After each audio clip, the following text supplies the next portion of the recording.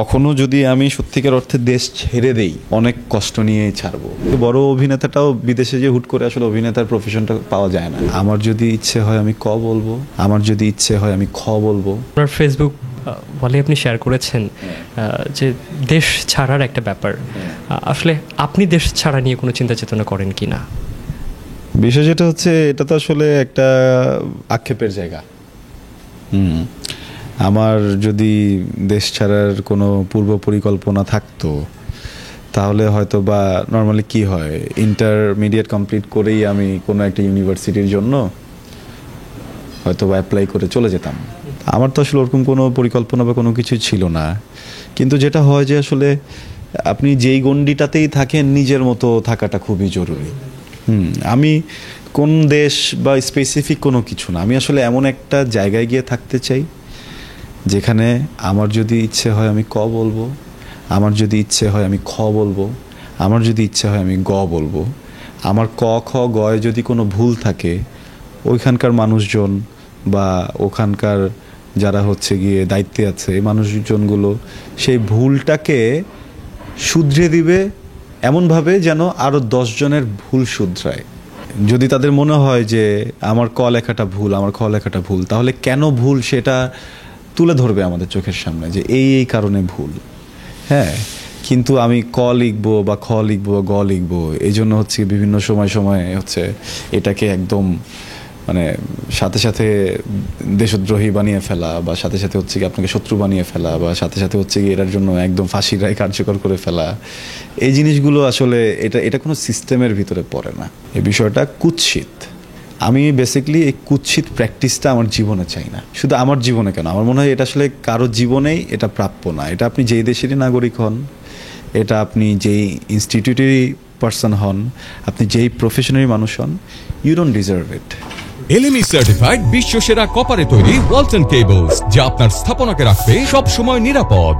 রেশারেশি, হানাহানি, খুনাখুনি, এই ব্যাপারগুলোকে তো আমরা বরাবরই কি বলে যাই, এগুলো আসলে সাধারণ স্বাভাবিক মানুষের কাজ না। এটা একটা দেশের সৌন্দর্য নষ্ট করে, এটা একটা দেশের ভাবমূর্তি নষ্ট করে। তো সেখান থেকে কি হয় যে ধরুন আমি একটা শব্দ ব্যবহার করলাম বা একটা উক্তি ব্যবহার করলাম, আপনি একজন সচেতন নাগরিক হিসেবে যদি মনে করেন আমার এই উক্তি ভুল, আমার এই শব্দ ভুল, তাহলে আপনি আপনার সচেতনতা আমার মাঝে ছড়ান, এমনভাবে ছড়ান যেটা হচ্ছে আরও 10 জন মানুষের জীবনে কাজে লাগে।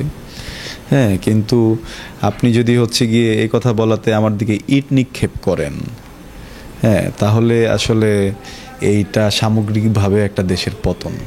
তো এইখান থেকে আসলে এইভাবে বলা, আমি যে কথাটা একদমই মানে খুব রাগে ক্ষোভে জাস্ট বলে উড়িয়ে দিলাম, এরকম না। হ্যাঁ, একটা জায়গায় চলে যেতে হলে তো আসলে অনেক রকমের অনেক প্রিপারেশনের প্রয়োজন হয়। তো ওই প্রিপারেশনটাও তো একটা সময়ের ব্যাপার। হ্যাঁ, তো ওইখান থেকে ধরেন আমাদের পক্ষে তো সম্ভব না চাইলেই আজকেই হচ্ছে গিয়ে লাভ দিয়ে আরেকটা জায়গায় চলে গেলাম, আরেকটা জায়গায় সেটেল হয়ে গেলাম। এটা অনেক সময়ের ব্যাপার। তো ওই জিনিসটা মাথায় আছে কোনো এক কোনায়। কখনো যদি আমি সত্যিকার অর্থে দেশ ছেড়ে দেই, ওই দিন আসলে অনেক কষ্ট নিয়েই ছাড়বো। খুব যে সুখে ছাড়বো, খুব যে বেটারমেন্টের জন্য ছাড়বো, ওইটা না। আর একটা মানুষ যখন একটা জায়গা ছাড়ে বা একটা কোথা থেকে চলে যায়, আসলে কতটুকু ওই জায়গাটা শেষ হয়ে গেলে ওখান থেকে বের হতে হয়, এটা আমাদের সবার জীবনে আসলে আমরা এই বিষয়টা সম্পর্কে অবগত। দেশটাকে বা একটা সিস্টেমকে কখনোই ওই পর্যন্ত পুশ করা উচিত না, ওই পর্যন্ত ঠেলা উচিত না যেখানে আপনাকে ওরকম একটা স্টেপ নিতে হয়, বা ওখানে গিয়ে আপনাকে এরকম একটা রাস্তা পছন্দ করে নিতে হয়, বা আপনি আক্ষেপেও এমন একটা কথা বলার মতো জায়গা ক্রিয়েট হয়। সর্বশেষ যে বিষয়টি খেয়াল করলাম, আপনি জুলাই আন্দোলনেও একদম সড়ক ভূমিকা বা সড়ক উপস্থিতি আপনার ছিল, যেটা আমরা স্পষ্ট। সে জায়গা থেকে বর্তমান দেশের যে পরিস্থিতি, এটা আপনাকে আলাদা করে কি ভাবাচ্ছে? একটা মব তৈরি হচ্ছে, মারামারি, কাটাকাটি, হানাহানি, এই বিষয়টাকে আপনি কিভাবে দেখছেন?